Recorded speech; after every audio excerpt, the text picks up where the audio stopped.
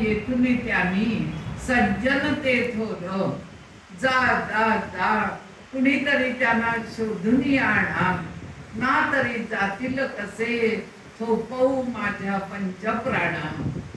माझी आता अवस्था केविल वाढली तर तुम्ही कोणीतरी जा आणि त्याला शोधून आणा.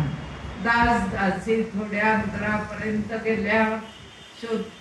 काही शोध लागला नाही असं सांगत ती माणसं परत आली. मग असेच तुम्हाला सांगितलं की असे शोध खूप आत्मीयतेनं घ्यायला कोणी तयार नसतं. सांगत आले की आम्ही खूप अंतर गेलो कोणी मिळालं नाही. हा मुलगा असा राहत असताना कितीतरी अंतर चालत गेला आणि तिथे त्याला एक चौथरा दिसला. चौथऱ्यावरच्या सगळ्या वेली रान बाजूला केलं तर तिथे त्याला एक दरवाजा दिसला.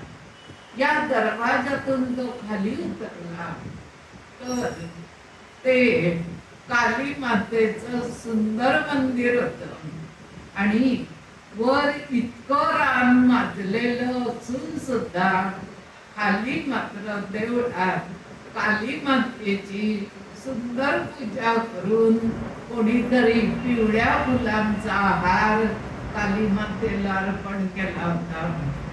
त्याला आश्चर्य वाटलं की इथे वर सगळं रान मजलंय आणि पूजा करून कोणी या फुलांचा हार देवीला घातला असेल. तो देवीला नमस्कार करतो आणि त्याच्या मनात जन्मदात्री आई भेटल्याचं समाधान एकदम जागृत होतं. आपली जी कुलदेवता असते, कुलदेव असतो, आपले मानलेले गुरु असतात, त्यांचं दर्शन झाल्यावर आपल्याला खरोखर मनस्वी आनंद झाला असेल तर आपल्या डोळ्यातून अश्रू आल्याशिवाय राहत नाही. आपलं शरीर गदगदल्याशिवाय राहत नाही. अशी स्थिती जर कोणाची होत असेल, व्हायला हवी. जर तुम्ही कुलदेवतेला मानत असाल, जन्मदात्री आई आपली कुलदेवता आणि आपण ज्या भूमीत राहतो ती आपली भारत माता, यांना जर तुम्ही मानत असाल तर तिच्या भेटीनंतर अशी अवस्था होत असते. आईची भेट झाल्यावर मुलीची अवस्था काय होते याचा अनुभव आपण घेतलेला आहे. पण त्यासाठी सासर माहेर 500-700 किलोमीटर दूर असावं लागतं. तुम्ही डोंबिवली पूर्वला राहताय आणि माहेर डोंबिवली पश्चिम, तिथे असले अनुभव येणार नाहीत. खूप दूर राहत आहे आणि वर्षातून एकदाच तुम्हाला जायला मिळत आहे तर असा अनुभव येऊ शकतो. आणि तुमच्या माझ्या वयाच्या बायकांनी आपण हा अनुभव घेतलेला आहे. या मुलानं आता काली मातेची उपासना चालू केली. झाडांच्या फांद्या तोडल्या, त्या झाडांच्याच एका सोबतानं त्या गच्च बांधल्या, त्याची केरसुणी केली आणि चौथरा सगळा साफ करून टाकला स्वच्छ. त्या तलावातलं पाणी आणलं. पाणी आणण्यासाठी जवळ काही नाही, झाडाच्या पानांचे द्रोण केले आणि द्रोणातून पाणी आणून काली मातेला पूर्ण आंघोळ घातली. पुसायला फडका वगैरे काही नाही म्हणून काही वेळ मूर्तीला तसंच ठेवू दिलं, वाळली मूर्ती. आणि मग फुलं आणून तिला पाहिली, झाडाची फळं आणून देवी पुढे ठेवायची आणि मग आपण खायची, असा रिवाज चालू केला. काली मातेला सांगितलं, मी 14 दिवस तुझी आराधना करणार आहे, तुझे पाय मी मुळीच सोडणार नाही. त्यावेळी या मुलाला आपोआप स्मरण झालं, हे जगत जननी तव शरणम, हे जगदंबे तव शरणम, अष्टभुजे तव शरणम, भवानी माते तव शरणम, दुर्गा माता तव शरणम, श्रीराम वरदे तव शरणम, महिषासुरमर्दिनी तव शरणम, शुभमर्दिनी तव शरणम, निशुंभमर्दिनी तव शरणम, काली माते तव शरणम, हे स्वरांगिनी तव शरणम. आता नाव आहे, हे स्वरूपिणी तव शरणम, हे रणसिंहे तव शरणम, व्याघ्रवाहिनी तव शरणम, मम प्रिय माते तव शरणम, होई वरदा मजे जगदंबे, अथवा देही मे चरणे मरणम. आता तूच माझी आई, तुला जे योग्य वाटतं ते तू माझं कर. इतकी नावं आपोआप या मुलाला सुचली, कारण प्रश्न विचारला होता कश्चित वागविल असा, आणि आपोआप सुचलं हे सगळं. प्रार्थना करता करता 14 दिवस लोटले आणि पुढ्या प्रत्यक्ष काली मातेनं दर्शन दिलं.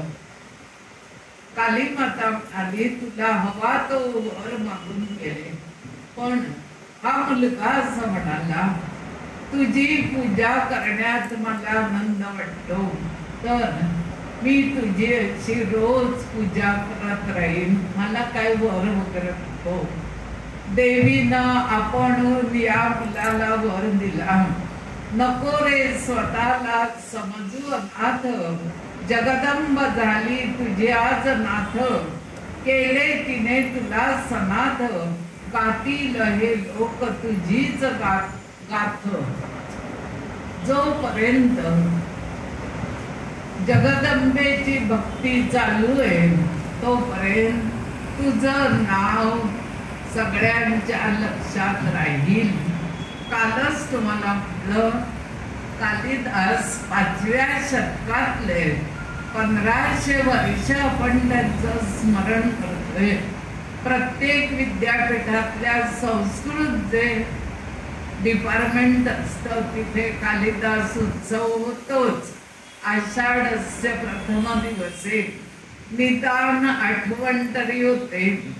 आषाढात त्यांचं एकतरी पुस्तक वाचावं असं आपल्याला वाटतं, आणि जीवन चरित्र आणि त्यांची ती पुस्तकं वाचण्यामध्ये अनेकांनी आपलं आयुष्य व्यतीत केलंय.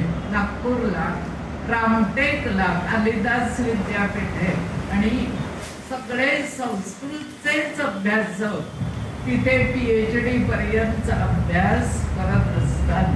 तसं पुण्याला टिळक विद्यापीठ आहे, तिथे सुद्धा कालिदास महोत्सव दरवर्षी साजरा होतो. काल जे मी तुम्हाला सांगितलं की 75 कवी कालिदासांवर कविता करून घेऊन आले आणि त्याचं वाचन होणार, तो कार्यक्रम धायरी या गावी पुण्याला आहे, चालू आहे. उद्याच तो संपेल आणि 5 वक्ते कालिदासांवर बोलतील. आपले सावरकर हे कालिदासांचे उत्तम अभ्यासक होते. रत्नागिरीला कालिदास महोत्सव कायम होतो. मुंबईला विल्सन कॉलेजला प्राध्यापक मा.दा. आळतेकर म्हणून प्रख्यात संस्कृतचे प्रोफेसर होते. त्यांना मुद्दाम रत्नागिरीला 1 वर्ष 3 दिवस व्याख्यान देण्यासाठी बोलावलं. मा.दा. आळतेकर रत्नागिरीला पोहोचले आणि त्या सभेत सावरकर सुद्धा जाऊन बसले होते. मा.दा. आळतेकर यांनी विषय म्हटला, सावरकरांच्या नाटकातली स्त्री पात्र. आणि सावरकरांनी मा.दा. आळतेकरांचं व्याख्यान झाल्यावर आपला विषय म्हणला तोच, आयत्या वेळी कालिदासांच्या नाटकातली स्त्री पात्र, कालिदासांची नाटकं जर घेतली तर त्यात उत्तम 19 स्त्री पात्र रंगवलेली आपल्याला दिसतात. नावं सांगते तुम्हाला. या देवीनं असं म्हटलं की जोपर्यंत माझी पूजा माझा भक्त करतो आहे तोपर्यंत कालिदासा तुझी कीर्ती दिगंत राहील. फक्त तू 5 गोष्टी लक्षात ठेव. ज्ञानतृष्णा, गुरुनिष्ठा, अर्थ नाही सांगत कारण गुरुपौर्णिमेच्या दिवशी या श्लोकावर इतकी जण भाष्य करतात की सगळ्यांना श्लोक माहित आहे. ज्ञानतृष्णा, गुरुनिष्ठा, सतत अध्ययन दक्षता, एकाग्रता, महत्विच्छा, विद्यार्थी गुणपंचकम, हे 5 गुण ज्या मुलाकडे जागृत असतील तो मुलगा उत्तम म्हणून गणला जाईल. आणि तिनं आशीर्वाद दिले, दिगंत कीर्तिवंत बुद्धिवंत कलावंत हो, विद्या धन लक्ष्मी धन दयावंत थोर हो, तुझ्या पुढे कवित्व हात जोडून उभे असे, आशीर्वाद घेई तुला जगत जननी सदा असे. हे आशीर्वचन द्यायला मी जगत जननी तुझ्या पाठीमागे सदैव उभी असेन. देवीनं या मुलाला विचारलं, तू काय आता इथेच राहणार? त्या चौथऱ्यावरच राहणार, कंदमुळच खात राहणार? तर तू आता असं कर. हा मुलगा म्हणाला की मी इथून जाईन तू सांगतेस म्हणून, पण मी माझं नाव काय सांगू? प्रत्यक्ष देवीनं सांगितलं तू माझा भक्त म्हणून आजपासून तू नाव कालिदास सांग. काली मातेचा भक्त म्हणून कालिदास, श्रीरामाचे भक्त म्हणून रामदास, असं आहे कालिदास. हा मुलगा म्हणाला आजपर्यंत माझं नाव काय आडनाव काय मला कोणी काही शिकवलंच नाही. मला माझे मित्र दगड्या धोंड्या रड्या पोळ्या बैला कसल्याही नावानं म्हणतात. आई तर मला दगडच म्हणत होती, ती बाळगणारी ती मला दगड्या म्हणूनच हाक मारत होती आणि मी ओ देत होते. आज तुम्ही तुमच्या नातवंडाला दगड्या म्हणून हाक मारून बघा, तो म्हणेल मग तू दगड्याची आजी, हो की नाही? त्वरित म्हणेल. पण हा मुलगा आजपर्यंत नाव सुद्धा सांगत नव्हता.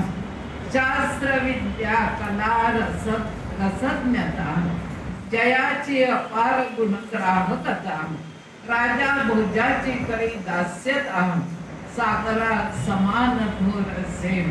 कालपासून भोजराजाच्या दरबारात कवी कालिदास एक गोष्ट सांगतायत आणि राजा भोजाने ओळखलं की ही सगळी कथा यांचीच असावी. एकदम आपल्या या पंडिताची ही कथा ऐकून सगळेच पंडित इतके वरमले, टाळ्यांचा प्रचंड कडकडाट झाला आणि हा माणूस भानावर आला की आपण ही आपलीच कथा राज्यसभेमध्ये सांगत राहिलो.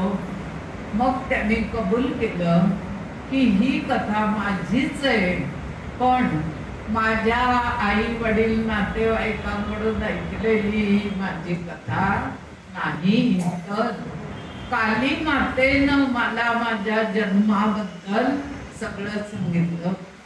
चंपक कलिका आणि माझा विवाह झाला इथपासून सगळं मी तुम्हाला खरं सांगितलं.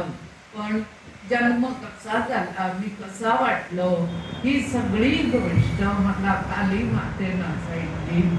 सगळ्या दरबारात सगळ्यांनी म्हटलं काही का असेना, पण तुम्ही आता फिरत फिरत उज्जैनीला आलात आणि आता आमचे झालात, यात आम्हाला सगळ्यात आनंद आहे. आता राजा भोज यांच्याकडे कवी कालिदास उत्तम प्रकारे राहत आहेत. स्वतंत्र वाडा आहे, दास दासी आहे, दिमतीला पालखी आहे, पालखीसाठी भोई आहेत आणि सगळा थाट आहे. काही वेळा राजा भोज यांच्याकडे त्यांच्या वाड्यात येऊन गप्पा करत असत. कारण राजा भोज म्हणत, काव्यशास्त्र विनोदेन कालो गच्छती धीमता. सगळं काही असलं तरी काव्य शास्त्र विनोद याची तुम्हाला उत्तम जाण असल्यामुळे तुमच्या संगतीत राहायला मला आवडतं. राजानं या माणसाच्या घरी येणं ही केवढी महत्ता आहे बघा. जर आपल्याला एखाद्या विषयाची ओढ असेल तर आपण तिथपर्यंत पोचावं लागतं. घरात पुस्तक नसेल तर वाचनालयापर्यंत जावं लागतं किंवा आपल्या संबंधित लोकांना निदान बोलावं लागतं की मला असं एक पुस्तक उपलब्ध करून हवंय. कोणी ना कोणी ते उपलब्ध करून देतच. पुस्तकासाठी कोणी कधी असं म्हणत नाही की माझ्या घरचं पुस्तक मी तुला देणार नाही. एवढं जरूर आम्ही म्हणतो की पुस्तक घेऊन जा, वाचून झाल्यावर जरा कपाटात परत आणून ठेव, एवढं मात्र जरूर सांगा. नाहीतर आपल्या घरची पुस्तकं नेली जातात पण पुन्हा त्या जागी आणून ठेवली जात नाही. कवी करोति काव्यम रसम जानन्ति पंडिताः. जे खरे मोठे असतात ते स्वतःला लहानपण घेतात.